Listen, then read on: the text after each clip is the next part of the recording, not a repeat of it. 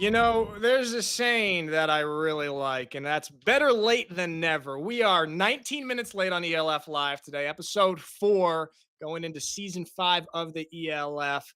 About 44 days away. Sorry for the slight delay. I am your co host, Nick Alfieri. I am here with my lovely co host, Matt Bressington, out of the United Kingdom, with some new glasses, Matt, if I Yeah, might add. yeah. I'm going up to Wales tomorrow, see a special someone. So I thought I had to upgrade the look a little bit, go for a more classy, educated businessman kind of style. Very, very good upgrade there. You look even smarter than you have already proven yourself to be. We've got a great show for you guys. It's going to be a little bit shorter, a little bit tighter because of the delay. Hello to everybody in the chat. Like we've said previously, all of the platforms are interconnected. We see all of your chats. You guys, welcome. ELFpedia, Aiden Stephenson, Michael Klein, all of you guys. So we got a great show. Starting off in just a few minutes, we've got an interview with Louie Achaintre from the Frankfurt Galaxy, linebacker, longtime linebacker. And of course, we have our As Seen on Social segment, Matt, where I was kind of humiliated and embarrassed by a couple of things that went on social media, especially on April Fools. We'll talk about that. Then, of course, the signing center. Interesting stuff going on, especially with some defensive linemen, the Stuttgart Surge. And then a new segment that Matt and I have prepared, and we want you guys to participate in. What's more likely to? So Matt and I have both privately prepared a couple of different scenarios that may or may not happen in the ELF this year, and we are going to quiz each other on them and you guys in the chat. And then finally, we're going to be talking about a team that has been quite impressive in the past, made it all the way to the playoffs last year, but they are looking brand new. There's a lot of turnover, and we've got some questions. And Matt, we're going to dive in deep with that team at the end of the show. You ready to go, Matt? I'm ready to go. I'm always ready to go. There we Short go. notice, don't matter. I'm already here. Hey, there we go. So without further ado, let's bring on our special guest, Louie Achaintre of the Frankfurt Galaxy. Girl, nice. Yes, sir. Hello. Louie, welcome, brother. We were having some you. technical difficulties earlier, but we are very happy to have you on the show here Thank today. you. And anybody, if you've got questions in the chat, feel free to put them in. Louie, my first question is for you guys is a little bit general question about the Frankfurt Galaxy. Last season was a bit of a disappointment of you guys going 4-8. This is a franchise that has won an ELF championship and has had pretty high expectations. Can you talk to me a little bit about last year? What kind of didn't work? What went wrong? And can you guys learn anything from that? Of course. I mean, like you said, Galaxy won the first ELF championship. So every year we have high expectation. We are always trying to get to the best. And I mean, it's hard to say what was wrong exactly. We had good roster. We have good everything like organization. As organization, Galaxy is still good, but sometimes it's just like that. Even when you have everything, it's hard to connect everything together. And I think this was the main issue we had. We kind of were sometimes missing the willing to do better or make like the team dominate the other team or something. And I think this was the main problem. Just connect all the guys. Like you could tell, we had a great rosters, but probably hard to connect all together. Yeah.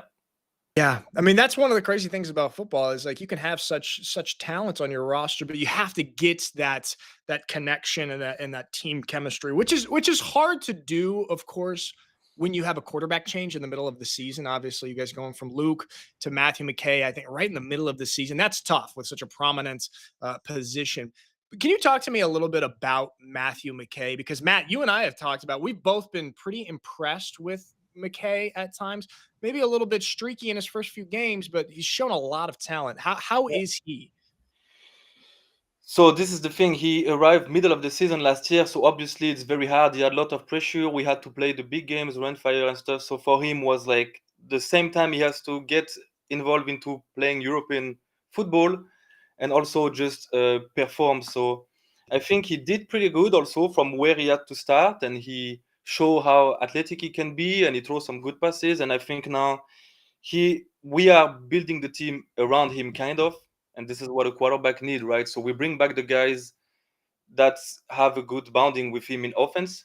We also, like you guys could see, we also build a great O-line for him to give him like all the time he needs, all the block he needs. So I think now he will be able to be like the athlete he is, so run the ball or throw the ball or make the defense has to defend on him, and then we can get some good things out of this.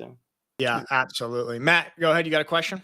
Yeah, so you've been in the league since the very beginning. You had 21, you were in Berlin, and you went to Frankfurt, and you've been there ever since. You've played with some of the best players that we've ever seen in the ELF. I just want to know your top 3 to 5 players. You can go any position that you like, but just who are the best players you've ever been able to witness in the ELF?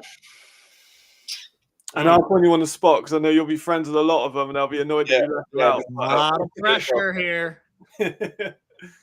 I have to go with Jay Liggins. On the first year he came to Galaxy, he was just, you couldn't say nothing about him. He was just impressive. He shut down everyone, American, European, every receiver, everything. This was very impressive. And he was also doing it with a lot of, he was very nonchalant, He looked like it was just normal for him, but he was, this was impressive.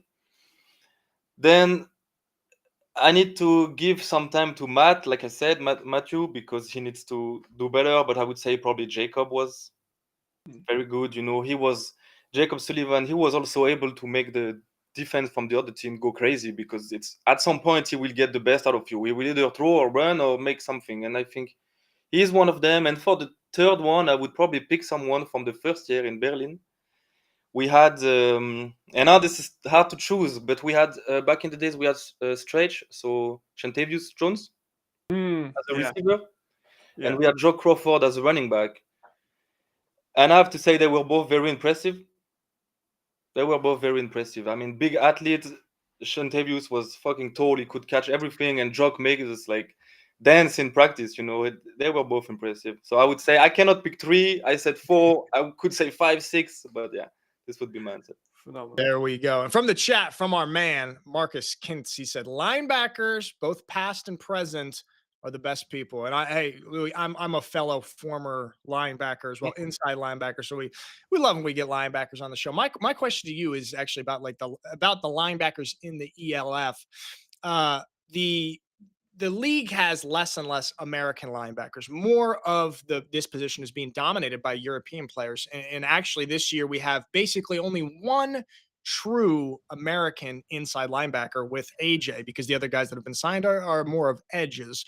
What is your opinion on this, on less and less teams going with the American linebacker and being able to fill that role, which is now so dominated by Europeans like yourself? I think there is multiple reasons for that. The first one is, since you have American and quarterback and receiver, you might need a DB to cover one of them and to be able to match against the quarterback, also throwing the ball, right? Mm-hmm. Probably also you would need, maybe sometimes if you don't have 2 DBs, you would probably need a good D-line. So if the D-line can put a lot of pressure, then you're also helping the DBs. And then the linebacker, I should probably not say that, but I think when you have great D-line and great DBs, the job is a little bit easier, especially with the D-line. Maybe I'm not going to say the job is going to be easier. I'm just saying we have European guys that are good enough to make it. And I think this is the biggest reason why it's going like this. It's just because we have a lot of good European linebacker, actually, and more and more. And I think this is the reason why you can say I will do without. I mean, AJ Wentland and Dawson were great, I mean, they are great. AJ is still here, but I think at some point you can find a way to replace, because American spot is expensive, Right. No, I like what you said right there, because I think it does speak to the talent level of European linebackers, Europeans being able to kind of really dominate at that position. And we're seeing that. And I've seen that in my time here in covering the ELF and just being around European football. We're seeing more and more of that. Matt, you got another question? Absolutely. So you're playing in the West. You've got Paris, which I'm sure will be an interesting game for you as a French player. And then you've also got Stuttgart and Cologne. In terms of how you see those teams going in, who do you think is going to give you the biggest challenge in the West? I don't want to take any team for, I don't want to say I think this team or this team will be easier. But if I have to pick, I think Stuttgart. I mean, they already went twice to final. They are building through this every year. They're trying to do better, and they are doing better. And I think they will be the team that gives us the most trouble. Yeah. Hey, I like that. Cologne will not. I'm not saying Paris will not. I'm just saying. He has some very angry French fans. I like that answer. Last question for me, Louis, is Coach Andrus is probably bringing a new life and a new energy to the Frankfurt Galaxy with all of his experience, both in the States and previously in Europe. Can you talk a little bit about him and what he means to the organization of you guys trying to really turn it around from last year? So basically, you have to say the biggest change, as you would see from the outside, is that we bring, of course, bartenders, and we bring 2 other full-time coaches. So most of them have a lot of experience. They coached in every league in the world or like in the US and everything. So I think this is the first change. And then the second change is, if you see it, as Galaxy has been doing this kind of the same way forever. So also for the guys, it's like a big change, and then you have to accept it or not. And I think with Bart Andrews, we are on the right way to make this change, because it's easier to follow him. He has this way to talk and to say things, and right now he's really chill. He's just explaining, and then I think this is like going to help us a lot to just follow what he say. And like you said, the guys gets new energy, and they are buying into it, and they are happy to try something. We've got a little bit of shit talking coming from the chat from one of our esteemed colleagues, Alex Malchow, who says Galaxy ain't doing nothing. Oof. What do you have to say about this? I let him talk. We're talking on the field. What should I say? I mean, we're gonna get ready. We're gonna go out there, and then we're just gonna show out people what Galaxy is going to do. And there we go. There we go. And welcome to the chat, Mal Chow. Euroball Chow. All right, Louis, thank you so much for joining us on the show, man. Really appreciate you coming on here. Excited to watch what you guys do this year in Frankfurt, man. Thank you very much. Thanks, guys. Thanks for having me. Have a good day. See you. See you. I love my linebackers, Matt. You do. You do. I love my linebacker. What do you think? What do you think about Malchow's comment right there? I don't know, man. Like, the defense have been heating up. Like, we talked about Shannon, like how good he is, and then no, man. I think gradually they've been adding a little bit to that defense over the last couple of weeks. Well, the problem with Alex Malchow is he only has room enough in his heart for one purple team, and that is the Vienna Vikings and Ben Holmes. If the Galaxy were perhaps a different color, he wouldn't feel so strongly this way, but he's only got room for one. All right, let's move on to our next segment, as seen on social. And look at that graphic right there. It's a beautiful graphic. All right.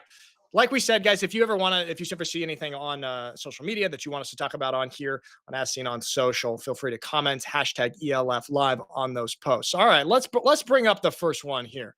And this is from the April Fools. Okay, this one got me. This legit got me. I commented on this of Mark signing with the Munich Ravens. I DM'd him, sick, bro. Congrats. He had to say, hey, man, it is April Fools. Okay, so sad. You got me right there that I'm trusting in humanity. Matt, what do you think of these April Fools posts? See, I liked it. I know some people got annoyed, but I was like, it's April Fool's Day tomorrow. I'm going to put my phone on Do Not Disturb because I know every single team and every person's going to be making something up. So anyone told me on April Fool's, I was like, no. Protect yourself. Let's throw up another one for us, Lucas.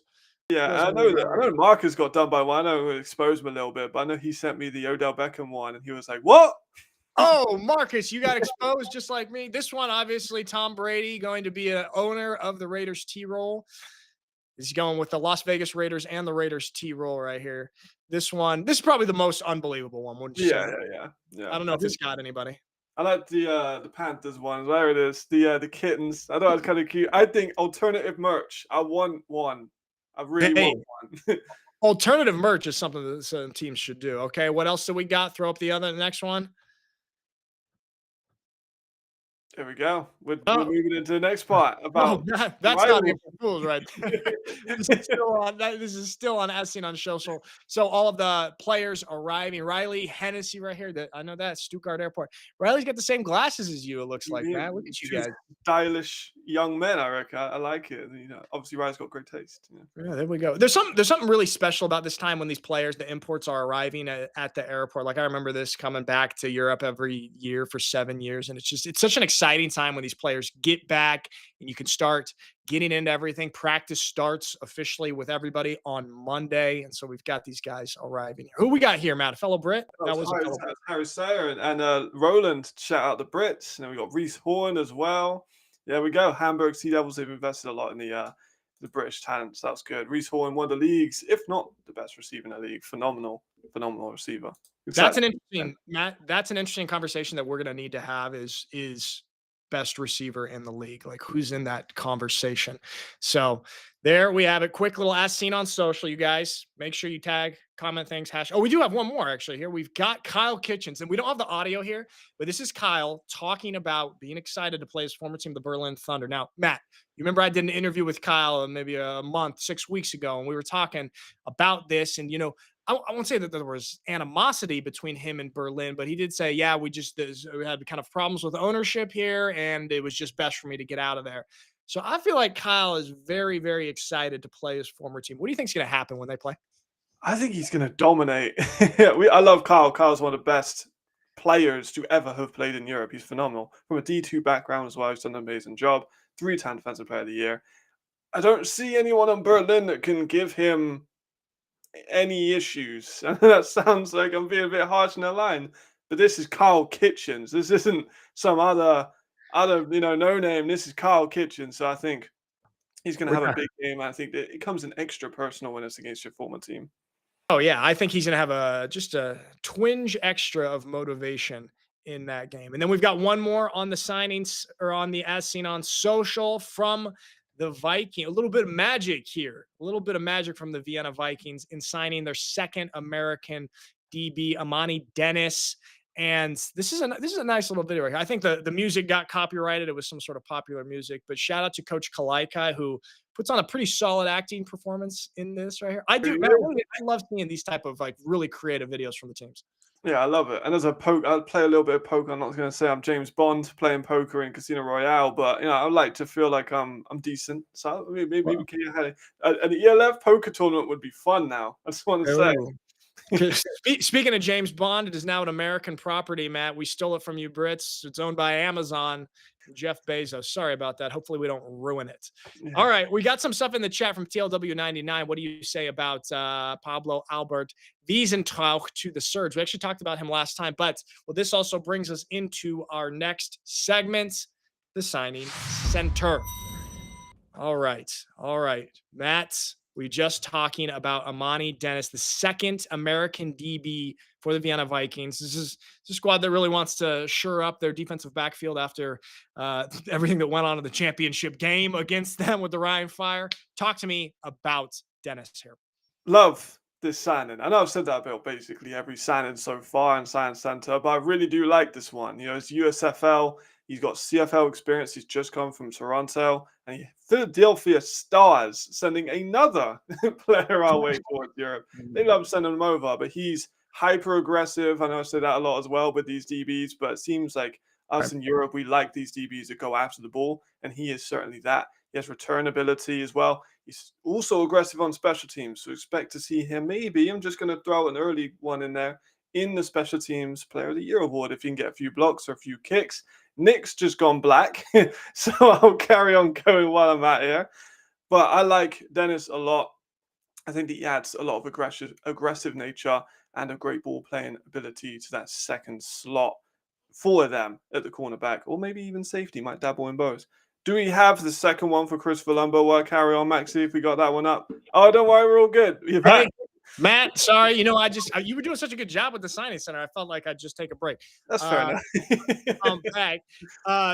Do we move on there to Chris Valumbo with the Paris? Yeah, you've missed. You're gonna have to rewatch the relive, which you can watch on obviously on YouTube and watch wherever you want. But Chris Valumbo, very powerful runner, came in after a couple seasons where he didn't do a crazy amount of production.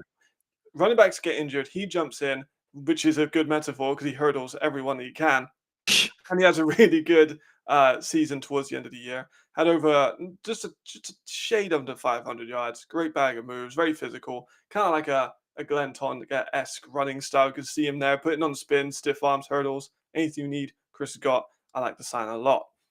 You think about his speed. I mean, he does have like that kind of Glenn Tunga bag of moves, but I don't.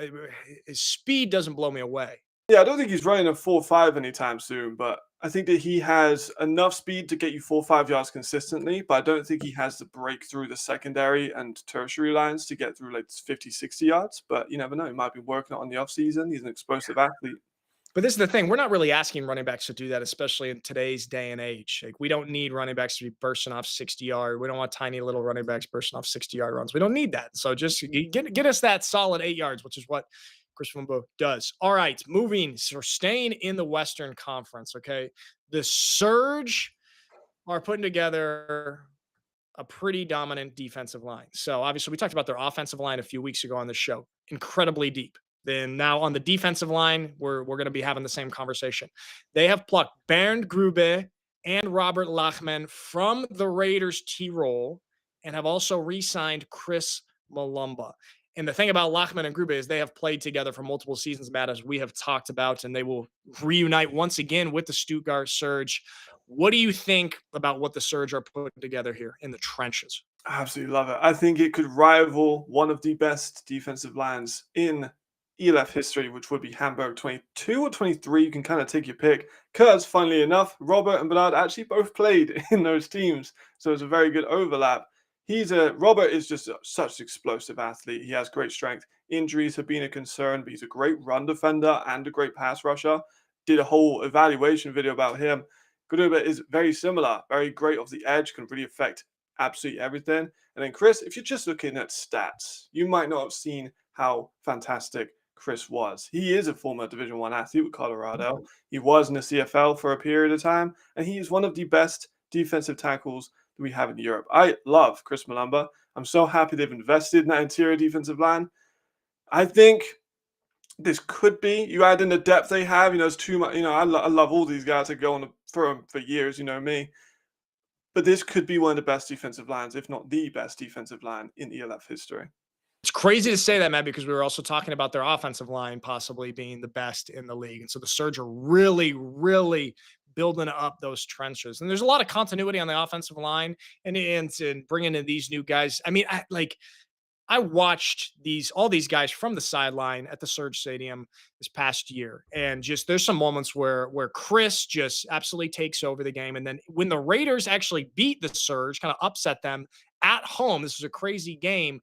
Both Lachman and Grube were making a huge difference there. And Coach Jordan Newman and that staff was like, all right, we're going to grab them for us. And they've done it. All right, last one in the signing center. The Bavarian boys, Munich Ravens, have signed OLB Dexter Fitzpatrick. Now, Matt, I got very, very excited about this, right? Because I love American linebackers anytime I see this. But you telling me he's more of an edge. You say he can play ILB, but he's more of an edge. What do you think of this signing? Yeah, I think he's a bit of an in-between kind of player. You play him at edge, you can play him outside linebacker, you can play him at inside linebacker, but he is rushing the passer a hell of a lot more than he is in coverage. But not to say that he can't, because sometimes you see him sit in these zones and he has that burst to close ability to close distance between running backs and receivers that is truly elite. Honestly, he has an amazing burst, which is absolutely outstanding. He's a good pass rusher. He doesn't have the most length in his frame, so you're not going to see him long arm and tackles into these crazy bend situations. But I think that he can offer a lot. And being an in-betweener is not a bad or derogatory thing. You can play outside linebacker, you can play inside linebacker, you can play off the edge, you can be blitzing, you can be in coverage. This is a great weapon to have for that defense. Munich, historically, have been invested in American linebackers. They've done it the last couple of years with people like Amani Black. So we'll see how this one goes for them, but I think it could be an interesting piece. Yeah, let's see what Coach Kendall Ellison is dialing up down there. I mean, we're going to talk a little bit more about Munich in our final segments because their offense is looking a lot different. If you have any comparison to somebody that we've seen, or do you, not to put you on the spot, Matt, but does Fitzpatrick possibly remind you of anybody? Is there a comp in the ELF? I think I would probably, off the top of my head, go for someone like Sasan Jalvali, who you'll know from the Stuttgart Surge. He has the ability to play around the linebacker position. He can also rush the passer, can be a blitz player. I think that Sasan has a little bit more length, whereas Dexter is a little bit more explosive. So it's not a direct comparison, but it's a similarity for sure. Sasan is such a unique player. He can do just a little bit of everything, and he's really fun to watch. So we'll see how that shapes up for the Ravens. So technically, we have another American linebacker in the ELF, which is very nice for my linebacker heart. But he's not a true ILB. I would like to see him take some snaps there. All right, that is our signing center. Now let's move on to a new segment, Matt, that I'm a little bit nervous for. That you and I have each prepared. It's almost like homework. Prepared a couple. What's more likely to now? Chat, you guys got to participate in this. Lucas and Maxie, I cannot see the chat, by the way, so not sure. There we okay. There we go. If we can bring that up, just in case the guys in the chat want to participate. All right, Matt. We have both prepared two. What's more likely to happen? Okay, and everybody in the chat, you participate as well. Matt, you go first. We'll go back and forth. One each. Hit All right, me my with first one. one. What is more likely to happen, Mr. Nick Alfieri? 1,000-yard rusher in every single division, or Surge take their division? Okay, 1,000-yard rusher in every single division. That's if you want, I have the divisions. I can redo out some of the teams. You can think about the running backs. That's four 1,000-yard rushers. I don't think that we've ever had that, actually. I think that the most we've had is three. Must have been three. It was last year. We had Glenn, Brzozowski, Carey. Yeah. Okay. So we had three. You added Sandro's fit as well, but then Surge have got Paris as a harder conference they've ever had. Really tough. So if I'm looking at this, possible in the West, Tamawa, behind that offensive line with the Surge, possible 1,000-yard rusher. He's done it before, and I would say that if he stays healthy, there's a good chance there. Glenn, obviously, I think he's done it twice. It is a new offensive line. It is a new team, but Glenn could be possible out of the North. Brzozowski or Kari have proven it previously in the South Division. Yeah. So they could, but who would come out of the South? You got Nico Barrow from Madrid. You could add Benatti or Halstavanta, depending on who. See, the thing that bothers me about the Raiders is I think they're more of a running back by committee. I think that they could be having 2 guys, 3 guys in that 500 to 800 yard. Yeah. No, I'm not gonna. I'm gonna go Surge take their conference. Which I'm not just saying that as a Surge homer, because I think that this conference or division is going to be very, very competitive with Paris. I just don't think that we're going to get 4 of those 1,000-yard rushers. I agree. Give me Surge. What do you think, Matt? I like it. I think I'm going to go for the right rushes because I think Paris can take the division. I think we discussed this before, but I like the idea of having just an elite running back in each division. I know. I love that a lot. So from the chat, Just Shot says, if the Surge will borrow one of their 100 running backs, that might happen, but my bets are on Surge. Marcus says Surge winning for sure. Lara Calypso says Surge winning for sure. All right. So that's the first one. I like that one, Matt. That's good. It made me think. Yeah. All right. Let me hit you with this. What is more likely to, Matt and everybody in the chats? Pressure's on. What's more likely to happen? The Nordic Storm miss the playoffs, or the Munich Ravens make the playoffs? So Nordic Storm, they got Ryan, they got Hamburg, they got Berlin, and then you got the South, which is Helvetic, which aren't going to be very good. And Madrid, Munich, and Raiders. This one's a bit of a dinker, but I do say I'm immediately, as soon as you finish your sentence, I'm thinking Nordic could probably make playoffs. They could definitely compete for the division. They got 2 MVPs, right? Whereas no one else can make that claim. So I'm gonna go with Nordic Storm making the playoffs. Yeah, Nordic Storm making the playoffs in their first year, which we have seen done before with the Madrid Bravos making the playoffs in their first year, and we've also seen the Munich Ravens in their first year get close when they had coach Shoop. Ricardo Oliveira says Nordic missing. Okay, I mean, I don't think I think that there is a possibility that we might be putting a little bit too much pressure on Nordic. It is a new team, despite having 2 back-to-back MVPs and champions and these winners. Still is a new team, but we've seen new teams have success right off the back. So much ELF experience, and they're also with Coach Shoop. It's a tough one. I would say more likely that Nordic make the playoffs than the Ravens. I like it. I'm with you. All right, my second one for you, Okay. Nick, is will we have a team be first in points scored and first in the least amount of points allowed, which was the 2022 Hamburg season, Okay. or will Nordic become the first team to ever win a championship in a year of creation? See, this is tough. All right, so we have two kind of low probability things here because this has only happened once before in ELF history, in our 4-year history, that a team has been first in points allowed and points scored.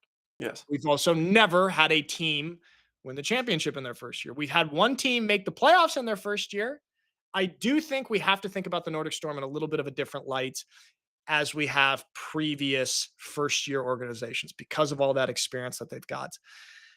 To win the championship, man, that is a different story, especially when we look at some of the continuity of some other teams. Also, again, not to be a Surge homer, but weren't the Surge last year first or up there, top 3 in scoring and top 2 or 3 in points allowed?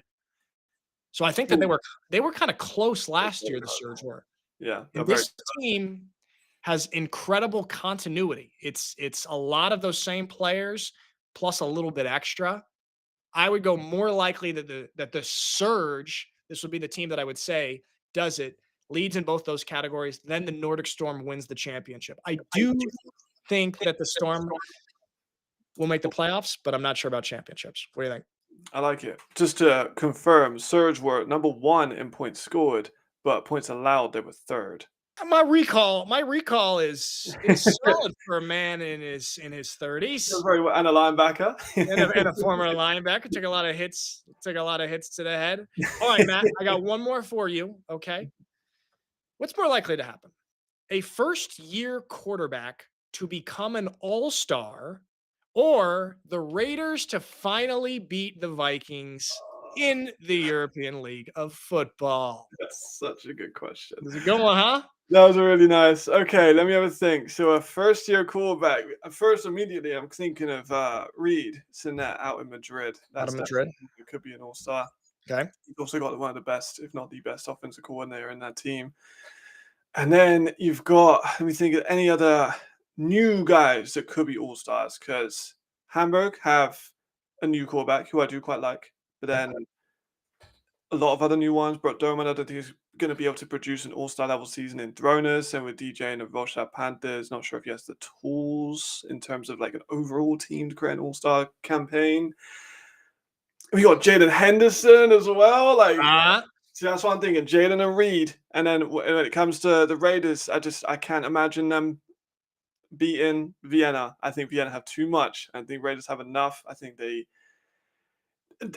Is it rude to call them a little brother? It might be a little bit rude to call them a little brother, but I think they kind of are. Even though they'd never beat them, they've got close, but they never beat them. And then Ben Holmes is looking on fire. I'm going to go with a first-year quarterback being an all-star. I'm also going to make a call between the two of them. I think it's going to be Reed Sinet. Reed Sinet. Okay, or Jalen Henderson mentioned out of Paris. From the chat, Ricardo Oliveira says, the Raiders beating the Vikings. Unbiased opinion, of course. And then I just missed some of these from Matthew Hawking. He says, talking about the Nordics question earlier, depends on how Clark and Tunga does in their new surrounding at the Storm. Marcus says first-year quarterback. And so I think, the ones that you mentioned are probably in that conversation. I think not to put too much pressure on a first-year guy, but in my opinion, Jalen Henderson has a lot of expectations and well-deserved because of what he's done. And also, the coaching stuff that they got there, the fact that Paris has a good infrastructure. They made it to the semifinals last year. So, all right, going with that first-year quarterback to be an ELF All-Star. Don't forget, though, pretty damn hard. There's 2 slots, 2 quarterback All-Stars. I remember some guys last year that were in the conversation that were left out because it's just so competitive, man. Yeah, it is. Also, I want to address people in the comment section saying that my calls are not correct. Vikings made championship the first year. That was already a team in the AFL. And There you then go. Galaxy making their first championship. That was already a team in the old NFL Europe. So 8 years of creation. Don't ever doubt my picks ever again. Don't you ever question the knowledge that Matt Bressington has in that head. Look at those glasses. Does this look like a guy that doesn't know what he's talking about? Exactly. Come Thank on. you. Also, how are you even seeing the chat? I can't see the chat. I've just got it on the side. I'm not sure about you, but also to see through the lies that people were trying to spread about my predictions. There we go. I heard Nick will do the next segment in a British accent. Oh, from our producer Maxie. You heard my British accent a little earlier. No, I'm not gonna do it live on air. I'm gonna get canceled for appropriating the British accent. New segment. Okay, let's move on to our final segments, and that is talking about the Munich Ravens. We were talking about first-year quarterbacks, Matt, and the Munich Ravens also have a first-year quarterback, a young one at that, Yes. also signed to a long-term contract. Now, like we mentioned a little bit earlier in the show, Munich Ravens have made it to the playoffs last year. They gave the Paris Musketeers, a semifinalist, a great run on the road, only losing by 3. It was a very good game. But this team, specifically on offense, looks a lot different, and a lot of big names have left this organization. We're talking about there's a lot of uncertainty with the Ravens. Talk to me about this squad, Matt. Yeah, it's a difficult one. I'm going to speak very fast There because we I've got go. a lot to talk about in a limited amount of time. So you think about Munich, you think about all the players they have, they're all gone. Chad Jeffries is gone. Marlon Worthman is gone.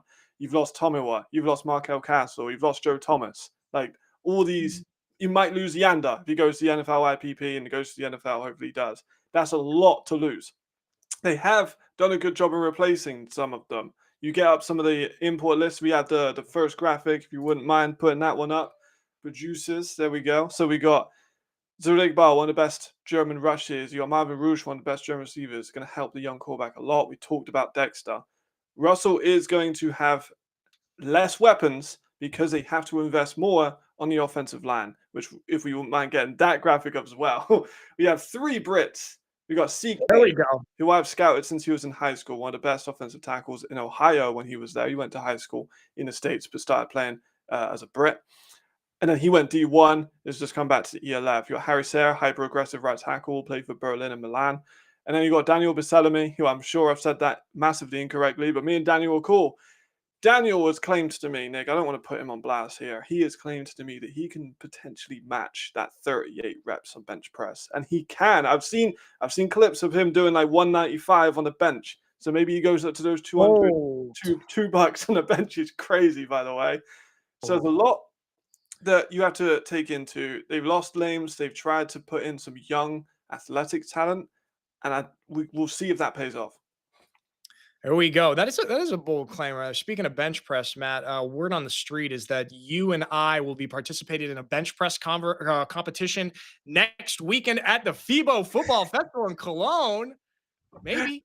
Hell no. Maybe. Make sure you hit the gym this week, Matt. Take your creatine. You'd kill me.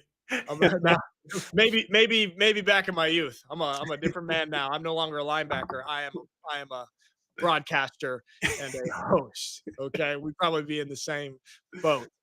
Just Shots from the chat says, do you think there still might be a chance to get back Markel? Still can't believe he won't be part of the ELF in 2025. That's interesting. I also can't believe that he wouldn't be signed to an ELF team, what he's done in this league. Matt, hearing any whispers, what do you think, Markel Castle?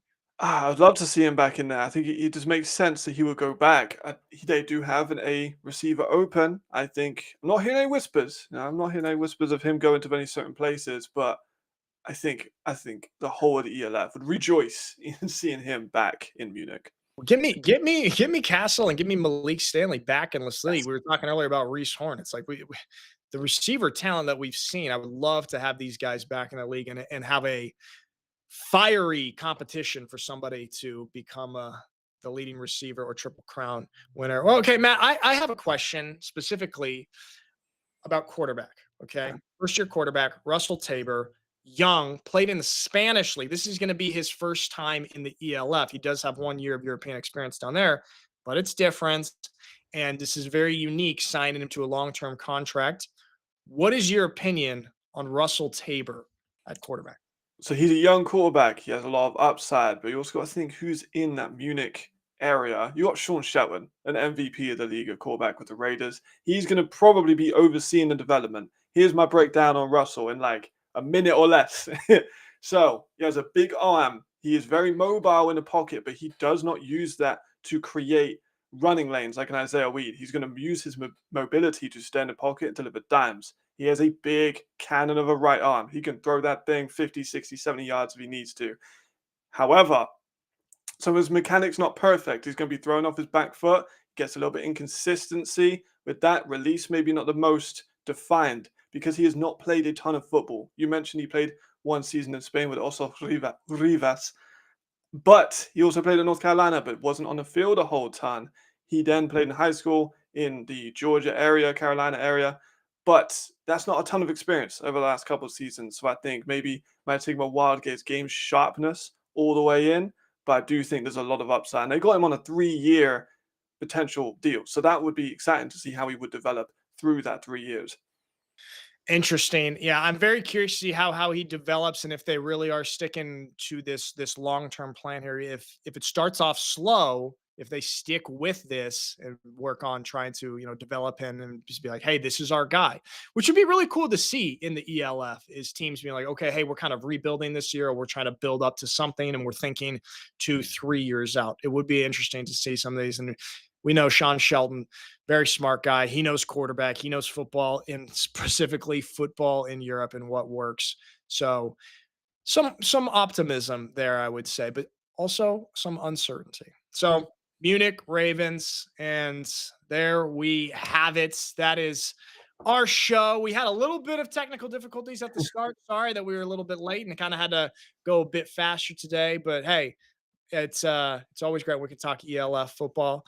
And you guys, please do not forget to like and subscribe wherever you are watching this on. I know it sounds silly to ask, but it actually helps us. It spreads ELF's content out a little bit more so more people can see it and get exposed to this great league. Matt, we're 44 days away, brother. Oh, I'm excited. I want to see you on the weekend anyway. So we can talk a ton of different stuff about that then. We're ready for our bench press contest next week. All right, everybody. Thank you so much for watching. We'll see you on the next one.